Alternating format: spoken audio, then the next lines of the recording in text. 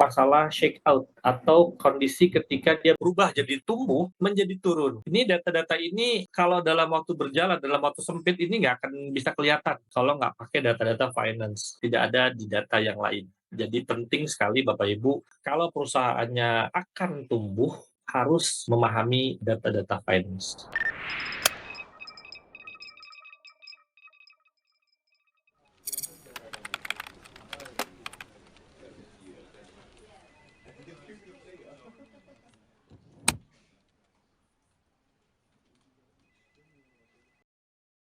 Assalamualaikum. Baik. Apa namanya, perkenalkan Ana Delvian, sekolah dan besar banyaknya di Bandung. Ini adalah background pendidikan Ana. Beberapa saat terakhir ini Ana menekuni dunia finance dan juga dunia bisnis akad syariah. Walaupun S2 Ana sebenarnya lebih ke arah strategic bisnis. Makanya nanti kita akan bahas banyak sebetulnya dari sisi strategic bisnisnya, finansialnya hanya sebagian dari strategic bisnis. Baik, ini pengalaman Ana dalam mengajar dan sebagai consulting, 8 tahun dalam mengajar dan 3 tahun sebagai consulting bisnis syariah. Nah, ini pengalaman bisnis Ana sudah bisnis 22 tahun sekarang, sebenarnya 24 tahun jalan sekarang, dan 12 tahun kerjasama GV, GO, dan beberapa klien internasional. Oke, ini akan kita bahas gambaran market cap bisnis syariah dan siapa yang akan mengambil kuenya. Dan kedua, urgensi dari pengusaha syariah untuk tumbuh besar. Ketiga, obstacle-nya dan risiko dalam bertumbuh. Jadi, Anda lebih mengedepankan ke strategic growth, roadmap dalam pertumbuhan, dan di dalam pertumbuhan itu nanti akan ada elemen finansialnya. Cuma tidak akan dikupas lebih dalam soal finansialnya. Oke, lalu kesimpulan. Baik, kita mulai dengan market cap ekonomi syariah serta opportunity-nya. Hari ini, per 2024, manusia di Indonesia ada 280 juta orang. Dan muslimnya sekitar 87,08%, ada sekitar 246 juta orang, di mana laki-lakinya ada 124 juta orang atau sekitar 51%, dan perempuannya ada 121,5 juta orang atau sekitar 49%.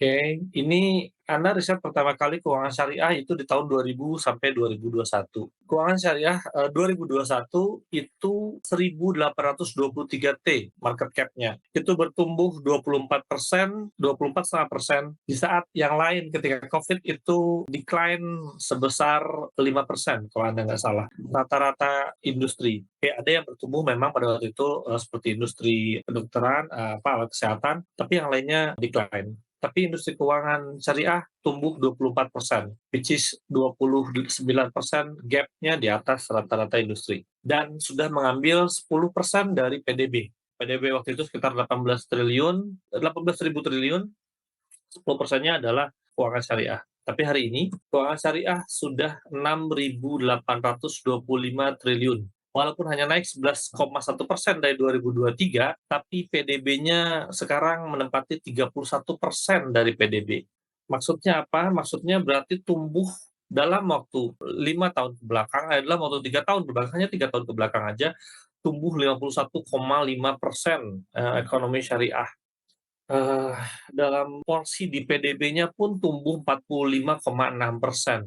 Artinya sepertiga dari PDB Indonesia itu adalah konsumsi syariah. Keuangan syariah ini semuanya ya, produk syariah, instrumen syariah, keuangan syariah, permodalan syariah, dan segala macamnya.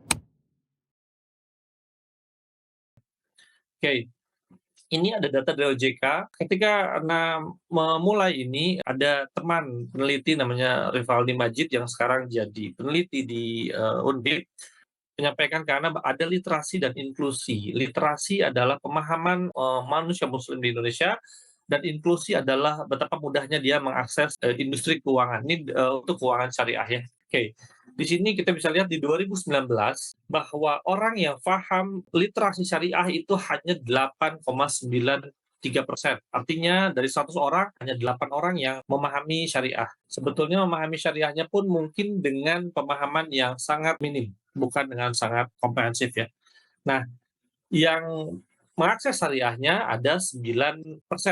Artinya ada 1% orang yang tidak paham syariah tapi akses syariah. Nah, data yang unik adalah bahwa 2024 kita patut bergembira bahwa hari ini literasi syariah itu sudah jadi 39%. Artinya dari 100 orang, 40 orangnya itu memahami, konsep-konsep syariah, Masya Allah. Itu kita harus bangga ya, bahwa komunitas-komunitas anti riba, komunitas-komunitas pendidikan muamalah seperti POM, Ustadz Amin Nur Bais dengan AMB-nya, dan banyak, itu artinya membuat bertumbuh literasi kaum muslimin. Hanya akses ke keuangan syariah, ternyata banyak kaum muslimin yang tidak memakai keuangan syariah.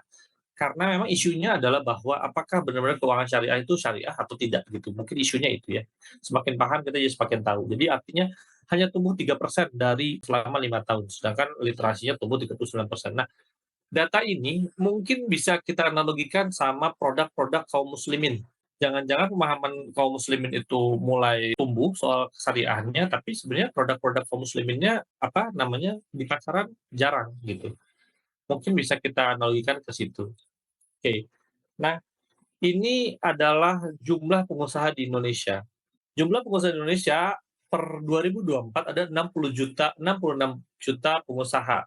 Tapi 99%-nya adalah mikro dan kecil. Artinya omsetnya di bawah 2,5 M per tahun atau sekitar 200 juta per bulan. 1%-nya yang menengah dan besar. Nah, masalahnya kue yang besar tadi, yang 6.000 triliun, itu pasti akan digarapnya sama yang menengah dan besar, bukan yang mikro dan kecil. Inilah kenapa urgensinya teman-teman pengusaha muslim Indonesia harus bertumbuh. Apalagi tadi pemahaman syariahnya besar, tapi inklusi atas produk syariahnya mungkin kecil gitu. Oke, ini kalau kita belah lagi dengan menengah dan besar, ternyata yang menengahnya itu 0,99% atau 62.000. Bayangkan 62.000 pengusaha kelas menengah berbanding 66 juta pengusaha, berbanding lagi 280 juta manusia gitu. Jadi sangat sangat kecil sekali skala menengah ini. Apalagi kalau kita ngomong skala besar. Skala besar hanya 0,01% atau sekitar 5.700 pengusaha besar yang di atas 50 miliar omsetnya hari ini. Dan yang mengambil kue tadi balik lagi adalah yang 0,01% tersebut. Makanya urgent sekali kita pengusaha muslim untuk bertumbuh, tapi niatkan hanya karena Allah Azza wa Jalla. Oke, ini kita akan coba bahas bisnis life cycle dan key risk dari bisnis life cycle. Pertumbuhan bisnis itu seperti layaknya makhluk, semua akan ada matinya. Jadi jangan pernah bermimpi bahwa bisnis itu akan hidup selamanya, layaknya umur, bahwa bisnis yang hari ini hidup 700 tahun pun setahu saya cuma satu. Di Jepang itu perusahaan tembikar, sekarang berubah menjadi perusahaan IC yang tidak besar-besar amat gitu. Bisnis yang berumur 400 tahun mungkin hanya ada 10. Rata-rata bisnis umurnya 40 tahun dan hari ini rata-rata bisnis umurnya hanya 23 tahun. Oke, kita masuk ke life cycle. Ini adalah staging dari bisnis. Bisnis itu dimulai dari kita mulai punya ide, terus baru ide itu kita coba bikin bisnis modelnya, kita convert ide itu jadi coba jualan, revenue, ada yang beli, lalu kita coba-coba jualannya lebih masif lagi, oh ternyata bisa di-scale up, setelah itu di-scale up bisa di-growth-kan dengan lebih masif lagi, tapi dia pasti akan punya stable. Stable-nya kondisinya bukan, seringkali bukan karena kita, karena memang market-nya sudah berpindah gitu. Market berpindah, kita harus pahami bahwa itu waktunya decline. Nah, apa namanya, ini ada key risk atau resiko-resiko utama dari pertumbuhan. Resiko pertumbuhan pertama adalah merubah ide jadi produk. Bisakah kita punya ide itu jadi produk? Itu dulu yang kita lakukan. Resikonya produknya belum tuh jadi, idenya kegedean, produknya nggak jadi-jadi. Di young growth itu biasanya produknya udah bisa kita jadi ini, tapi bisa nggak ya kita ketemukan marketnya itu yang beli bukan yang beli sekali, tapi yang beli berulang itu ada nggak walaupun sedikit gitu. Nah, market yang beli berulang itu, apakah nanti akhirnya bisa ada second market, third market? Jadi bayangkan adalah efek dominonya seperti kita main bowling, kita kenakan satu pin, dan pin itu menjatuhkan yang lainnya. Ketika pin itu jatuhnya tidak mengenakan yang lainnya, bahwa bisnisnya mati, karena yang lainnya tegak berdiri gitu. Jadi tidak ada domino efeknya gitu. Nah, kalau tidak scalable, berarti bisnisnya tidak bisa kita tumbuhkan. Setelah ditumbuhkan, apakah kita bisa bertahan di dalam pertumbuhan itu atau akhirnya produk itu akan mati? Nah, ini indikatornya. Nah, ini indikator yang hanya dimiliki oleh divisi finance. Ini kita ngomong secara bisnis, tapi ini indikator-indikator yang dimiliki oleh divisi finance, tidak di operation dan marketing. Oke, data-data operating margin-nya ketika startup itu operating margin itu adalah untung dari operasi. Itu masih negatif biasanya. Karena biaya bikin sama biaya jual itu mahalan biaya bikin. Lalu di tahapan berikutnya Young Growth masih negatif, tapi karena udah mulai ada yang beli yang lumayan, ada beberapa orang beli, negatifnya mulai bertahap berkurang. Nah, di High Growth itu dia negatif, tapi sudah akan berubah menjadi positif. Mature Growth harusnya sudah positif, dan Mature Stable sudah stabil dan terpredik. Nah, seringkali kita diskusi bisnis itu adanya di market growth dan market stable, tapi kita lupa membahas di startup, young growth, dan high growth, gitu. Makanya yang sangat harus kita kalau UMKM yang sangat harus kita pahami adalah di fase-fase awal ini, di fase-fase 3 fase awal ini. Oke. Nah, lalu fase decline. Begitu juga free cash flow. Free cash flow itu adalah uang yang ada di dalam dompet gitu. Awalnya negatif, lalu nanti lama-lama positif walaupun tidak untung tapi udah kita kumpulin dari banyak banyak cycle bisnis gitu ya. Oke. Nah, ini bentuk yang lain yang disampaikan Corporate Finance Institute adalah bahwa, saya pengen memperlihatkan bahwa gini, data yang ada di atas permukaan hanya data sales biasanya, yang dimiliki oleh orang-orang data sales atau data operation. Tapi data yang dimiliki oleh orang finance ada dalam data cash. Data cash itu adalah aliran darah bagi bisnis. Ada gium lah, ada bercandaan bahwa bisnis itu bisa mati karena banyak hal, tapi bisa mati tercepat adalah karena kehabisan cash. Karena kalau habis cash itu bisa langsung dipilotkan. Walaupun bisnisnya besar itu bisa dipilotkan dan bisnisnya tutup. Jadi sangat penting sekali bisnis itu berhati-hati dalam mengelola cash dan data cash itu hanya ada di orang finance, tidak ada di orang divisi yang lain tidak memahami data cash. Padahal cash adalah hasil dari pertarungan antara orang marketing dan orang operation bertarung gitu, menghasilkan cash gitu. Nah, data cash itu adanya di data finance. Oke. Nah, ini kita sekarang masuk ke obstacle untuk tumbuh. Jadi tadi kita meminta teman-teman untuk tumbuh, tapi apakah tumbuh segampang itu? Problemnya enggak, tumbuh itu tidak gampang. Oke, yang paling major yang dari pengalaman Ana jadi consulting adalah, di tahapan pertama dan tahapan kedua. Bayangkan tahapan pertama itu adalah tahapan take off. Take off atau landing itu adalah 2 kondisi yang pesawat itu sangat riskan untuk, terjadi masalah. Take off karena dia melawan gravitasi, landing karena dia harus secara bertahap menurunkan gravitasi gitu. Jadi biasanya angin dan turbulensi segala macam adanya di, bawah di ketinggian 2000 kalau saya nggak salah, itu udah tidak ada lagi angin gitu. Jadi makanya take off dan landing itu menjadi, eee, yang paling berat. Oke, nah ini kita coba lihat di first major risk versi take off nih ada apa aja sih gitu. Nih datanya adalah bahwa, dari CNBC per 2024 ada 10 startup RI yang dulu terkenal itu tutup. Zenius, Rumah.com, Airy Room, ZDID, Fabelio, Sorabel, Stoko, Kelapa, Kohive, Beres ID. Ini ada satu yang Anda bahas lebih dalam, tapi kita lihat dulu datanya.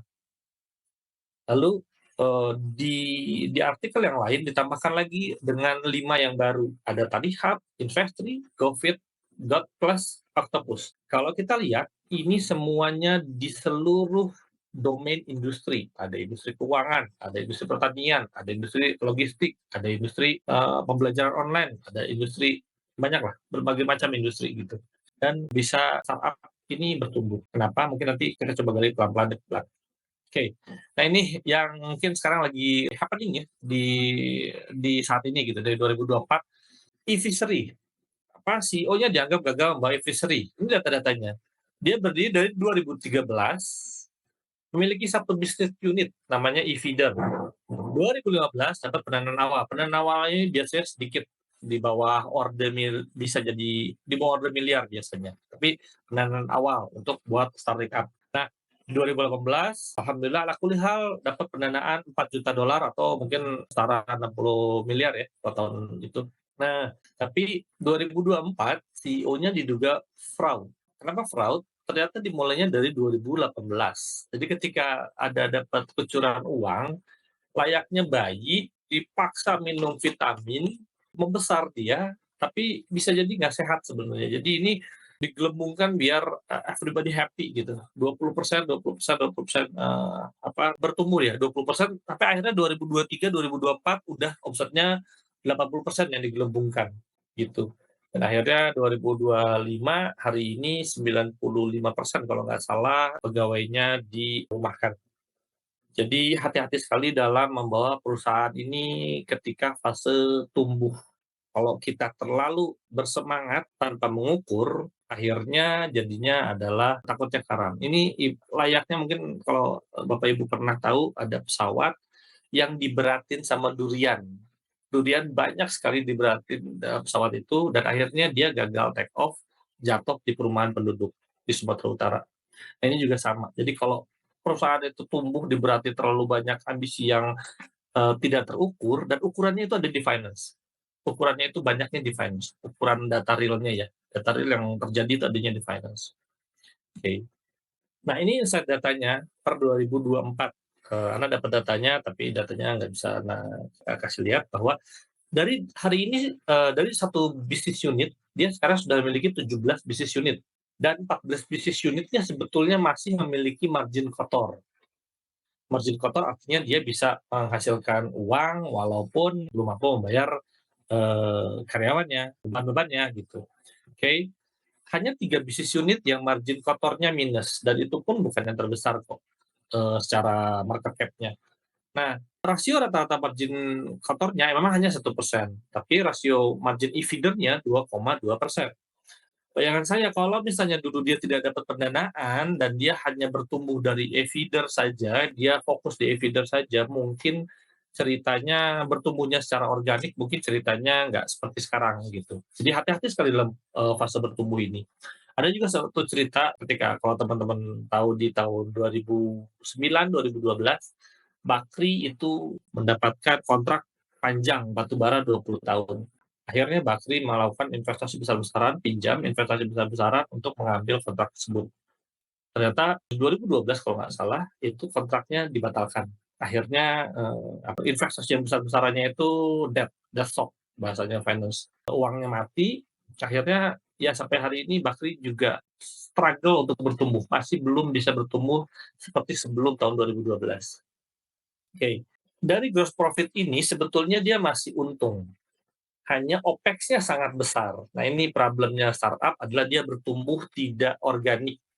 Jadi bertumbuhnya itu masif, lemaknya banyak, gendut dia gitu, tidak bertumbuh sesuai dengan scope seharusnya. Dan data-data ini harusnya terlihat di data-data finance gitu. Finance ini adalah kumpulan data-data gitu, harusnya bisa dibaca. Oke, net margin-nya minus sangat besar. Nah, tahapan yang kedua adalah ketika landing stage. Landing stage juga tahapan yang berat buat banyak pengusaha. Oke. Nah, ini adalah yang juga masih baru, Sritek. Ini saya ambil dari artikelnya Bapak Dahlan Iskan dan saya coba olah dari Kompas dan dari beberapa yang lain. Lahir 1966, pernah menjadi pabrik tekstil terbesar dan pendirinya Haji Lukmanto wafat tahun 2013. Diteruskan kedua anaknya, berarti anak beliau sudah 12 tahun meneruskan. Nah, masalahnya ketika tahun 2015, anak-anak ini mulai investasi dari hulu ke hilir. Kenapa? Karena bisnis Tritek sudah mulai mengalami stagnasi. Nah, hati-hati ketika stagnasi kita biasanya panik tuh, pengen pengen punya second curve atau bisnis baru gitu kan. Nah, apa yang dilakukan? Dia investasikan, salah satunya adalah di pabrik rayon, 7 triliun. 7 triliun, sayangnya ini dilakukan dengan utang. 7 triliun, dia biaya pembangkit ternyata mahal, dia bikin pembangkitnya sendiri, dia harus isi pembangkitnya itu dari Kalimantan, batu baranya, jadi akhirnya cost-nya sangat mahal, dan ternyata bahan bakunya adalah berupa pulp, juga impor.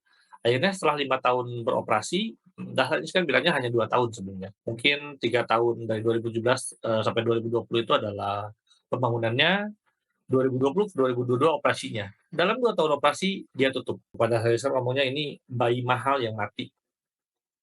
Dan akhirnya Stritek ditutup dengan total utang 25 T hari ini. Dengan kurs 15.600 kalau nggak salah. Beberapa hari yang lalu saya baca artikelnya. Jadi hati-hati sekali ketika mau terbang dan hati-hati sekali ketika mau melandai.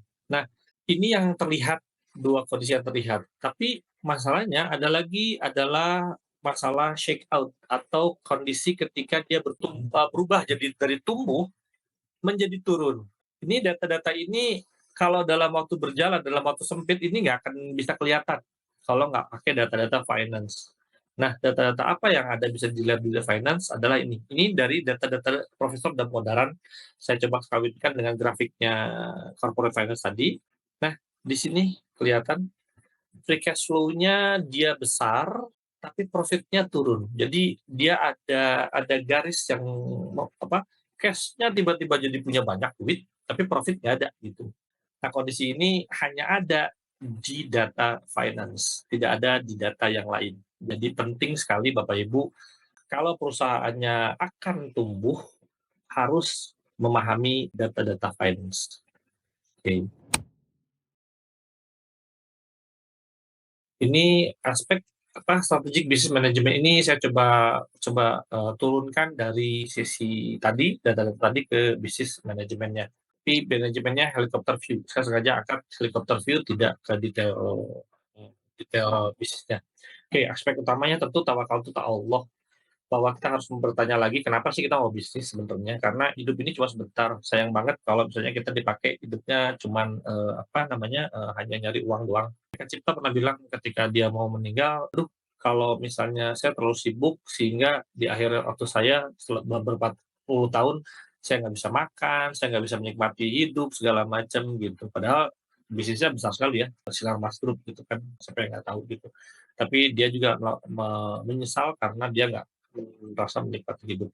Apalagi kita kaum muslimin yang yakin bahwa suatu saat akan ditanya sama Allah Azza wa Jalla, jadi kita harus memperhatikan sekali untuk apa kita bisnis. Nah, baru aspek keduanya adalah ikhtiarnya. Ikhtiarnya di sini yang coba bahas. Ikhtiar tadi handle obstacle tadi. Oke. Di bisnis ini sederhananya ada 4 elemen. 4 elemen utama. Dan ini harus saling terikat dalam konteks bisnis strategi dan day-to-day execution.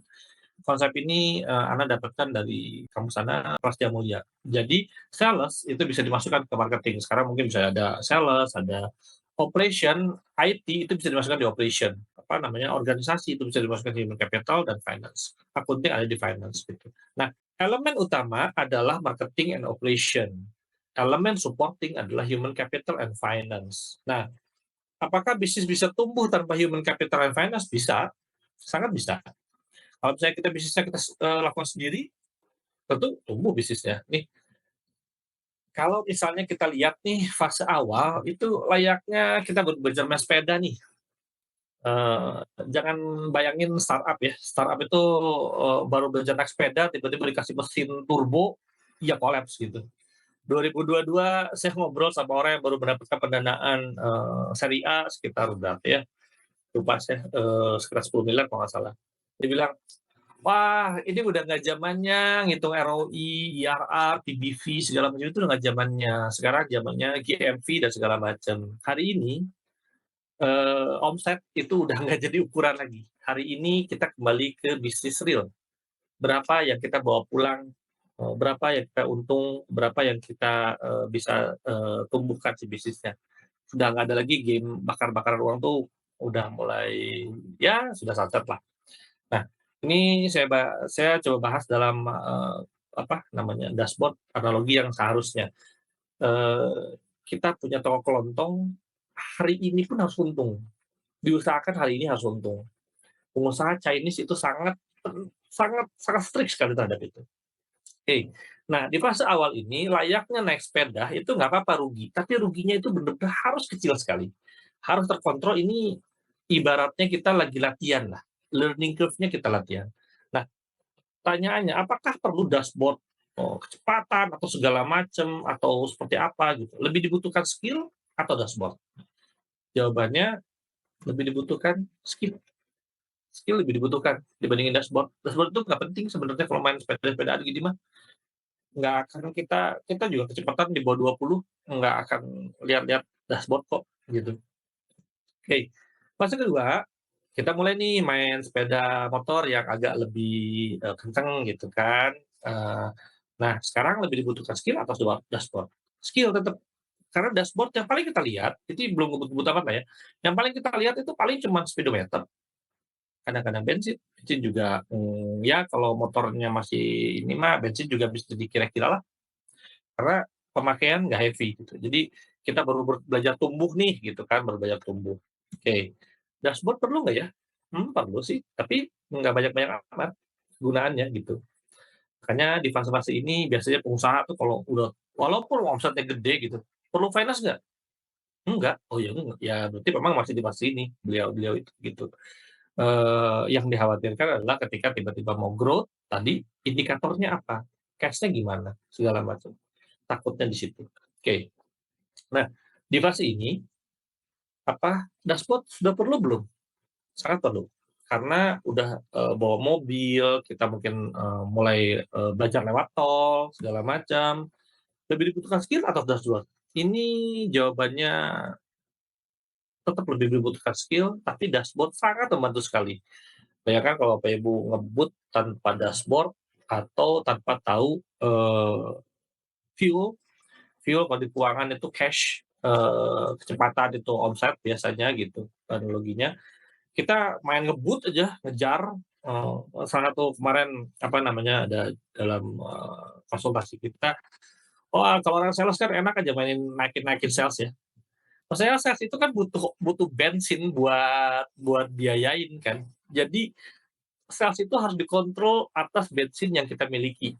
Jangan sampai tadi yang kayak kasus Bakri atau Efficiency, kita ingin tumbuh besar, bensinnya nggak ada gitu. Akhirnya ya berhenti tengah jalan, itu yang dikhawatirin. Jadi dalam pertumbuhan sales segala macam harus dipastikan bensinnya, tapi skill itu lebih dominan daripada, dashboard dalam fase ini.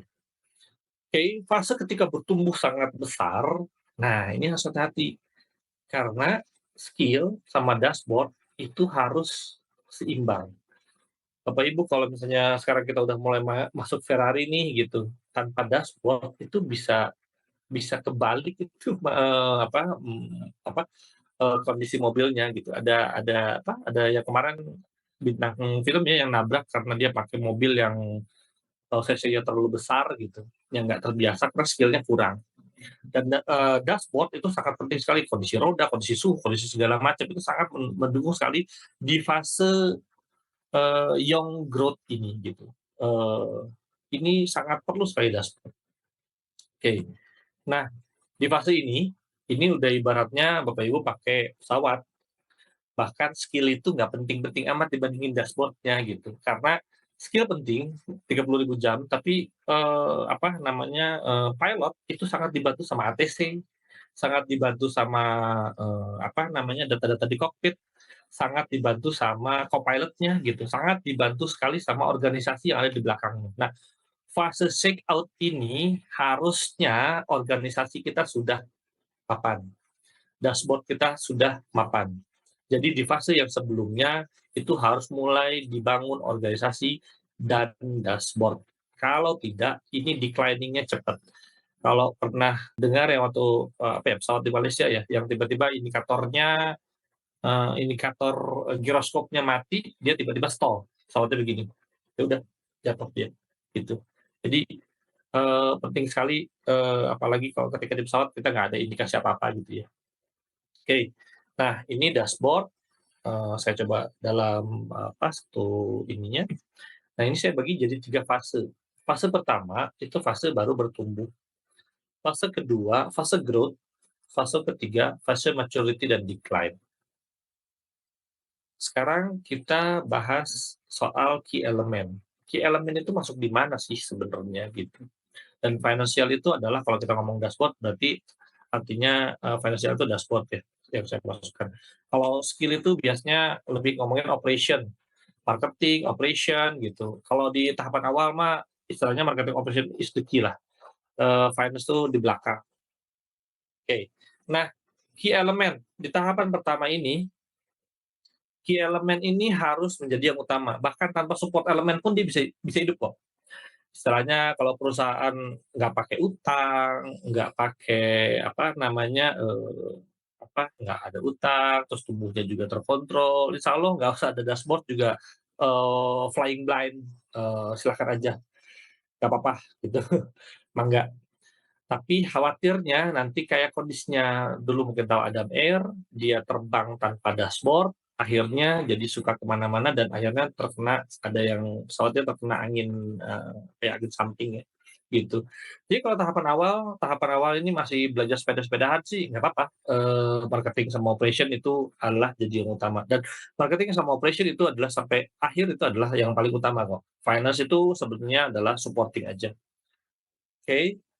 Nah, tapi di second stage, key elemennya udah harus sama dengan support elemen. Kenapa? Support elemen itu ada 2 ya, organisasi dan ada, financial data gitu. Ketika Bapak Ibu masuk di fase ini, belum bisa ditumbuhkan organisasinya, kita ngomong organisasi sekarang, organisasinya belum tumbuh, Bapak Ibu akan nyangkut di bisnis ini bisa jadi selamanya, karena organisasinya nggak ditumbuhin. Bapak Ibu nggak percaya sama orang lain untuk mengisi peran Bapak Ibu gitu. Ini butuh waktu yang lama. Membangun organisasi yang serupa dengan Bapak Ibu itu lama. Bapak Ibu hebat, bisa bangun sampai ke titik ini, tapi satu saat ini akan dilepas. Ini akan dilepas. Nah, ketika dia dilepas belum mandiri, disaster gitu. Jadi ada fase dia harus melepas. Organisasi ini mahal. Ngebangun organisasi ini mahal, tidak murah dan beresiko. Jadi benar-benar di fase ini fase antara skill sama data sama support system ini harus apa ya, berkelindan, bersatu padu di fase ini. Oke, apalagi kalau misalnya nggak ada data finance gitu. Wah, tiba-tiba, "Wah, ayo kita tumbuh, apa namanya, uang banyak nih, kita mau tumbuh gas aja, market, naikin 100%, duitnya nggak ada, pinjam ke bank, konvensional, bunga, riba, segala macam." Ketika bisnisnya decline tadi kayak Stritek dalam 2 tahun turun, utangnya 7 triliun itu bukan utang 7 triliun doang, ada bunganya di situ yang berbunga terus tiap bulan gitu, 2 tahun ya bisa dihitung lah gimana beratnya gitu ya, 7 triliun. Bisnis itu nggak pasti, tapi utangnya pasti, gitu. Apalagi utang bank konvens, itu utangnya pasti. Jadi hati-hati sekali di fase ini. Fase ini adalah fase kita banyak duit, fase kita banyak duit, harus wisely spending, oke. Nah, di fase 3 ini elemennya kebalik nih, support system sudah menjadi lebih utama daripada key element.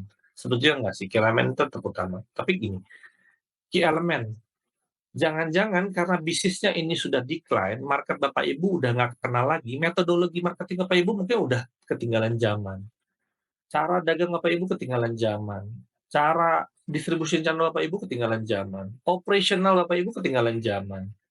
Nah, di saat ini itu benar-benar harus wisely spending untuk kita bisa cari second curve. Second curve itu bisa didapatkan ketika bisnis ini butuh kemampuan finansial yang mendalam. Bisa M&A, merger and acquisition, bisa jadi segala macam, itu butuh duit yang banyak, tapi butuh pemahaman yang namanya financial modeling. Itu sangat penting sekali gitu. Jadi di tahapan ini ketika duit lagi banyak-banyaknya, jangan jangan apa ya, jangan jangan jangan panik dan jangan, heavy spending. Hari ini kalau Bapak Ibu tahu perusahaannya Warren Buffett, Berkshire, hari ini menahan uang terbesar sepanjang sejarah perusahaannya. Kenapa? Karena memang fasenya lagi shrinking, industri lagi shrinking. Jadi daripada dia invest, ya udah dia simpan duitnya. Tapi seringkali kita enggak ya. Ketika bisnis kita nggak maju-maju nih, kita heavy investment terus. Kita invest terus bisnis kita, ya udah uang kita akan kegulung untuk turun terus gitu. Nah, dashboard-nya ada di mana? Dashboard-nya ada di financial data. Financial data itu nanti ada cash flow, ada aset, ada segala macam data ada di situ. Oke, konklusinya yang bisa saya sampaikan adalah apakah strategi finansial itu diperlukan? Ya, jawabannya sangat dibutuhkan. Tapi di fase awal bisnis nggak perlu gitu. Jadi kalau misalnya memang Bapak Ibu nggak ingin tumbuhkan bisnisnya hanya untuk ya kita main-main di komplek aja lah ya, pakai sepeda atau motor-motor apa, sepeda listrik gitu. Nggak perlu strategic finance. Toh semuanya udah keukur, kecepatan keukur, apa namanya namanya, eee, bensin keukur, segala macam keukur gitu. Nggak perlu, memahami dashboard finance itu nggak perlu. Oke. Tapi kalau mau tumbuh itu harus wajib sekali strategic finance agar bisa tumbuh secara optimal. Nah, ini konklusi yang saya coba, apa ya, berikan karena tujuan utamanya bisnis itu untuk mendekatkan diri sama Allah. Jadi harapannya ketika bisnis itu tumbuh, kita itu nggak jadi makin sibuk gitu. Kalau misalnya bisnis tumbuh terus kita makin sibuk, kapan waktu kita untuk beribadah sama cari ilmu agama gitu. Walaupun memang ada contohnya, apa namanya, Abdurrahman bin Auf dan, Utsman bin Affan, dia tetap bisa, bisnis sambil juga beribadah gitu. Tapi sangat disarankan bahwa ketika bisnis itu lagi tumbuh itu bisa dilihat dari data-data omset memang, tapi data-data finance itu akan lebih banyak. Saran saya adalah bikin organisasi berkembang dan itu butuh biaya, butuh konsultan, butuh orang pihak ketiga untuk membuat mindset Bapak Ibu yang tadinya hanya tahu marketing dan operation bertumbuh dan berkembang. Nah, yang ketiga, Bapak Ibu harus naik di direksi atau komisaris. Artinya, Bapak Ibu harus menciptakan orang-orang di bawah Bapak Ibu yang mungkin biayanya mahal. Kalau bisnis sudah besar harusnya sanggup. Nah, sebagai skill direksi dan komisaris, sebagai alat kontrol utamanya itu hanya strategic finance dan ada namanya COSO framework atau risk management system (RMS). Dua itu aja sih yang bisa sebagai alat kontrol gitu. Jadi kalau misalnya Bapak Ibu mau tumbuh, wajib Bapak Ibu harus memahami yang namanya strategic finance. Oke, izinkan saya menyampaikan sebuah doa yang selalu saya ingatkan ke diri saya sendiri. Ini adalah doa pagi dan petang. Ya Hayyu ya Qayyum bi rahmatika astaghits wa aslih sakitullah wa la takilni illa nafsi tarfata ainin abadan. Wahai Rabb yang Maha Hidup, wahai Rabb yang berdiri sendiri yang tidak butuh segala sesuatu dengan rahmat-Mu, aku mohon pertolongan. Perbaikilah segala urusanku dan jangan serahkan kepadaku. Jangan serahkan kepadaku sekalipun sekejap mata tanpa mendapatkan pertolongan darimu selamanya. Jadi ingat-ingat bahwa kita ini bisa bertumbuh dan membesar karena Allah Azza wa Jal dan wasilahnya dari orang lain, bukan karena kita mampu. Oke, mohon maaf kalau ada kesalahan, datangnya karena saya kurang ilmu, kemudian hanya dari Allah Azza wa Jalla. Jazakumullah khairan atas waktunya. Assalamualaikum warahmatullahi wabarakatuh. Waalaikumsalam.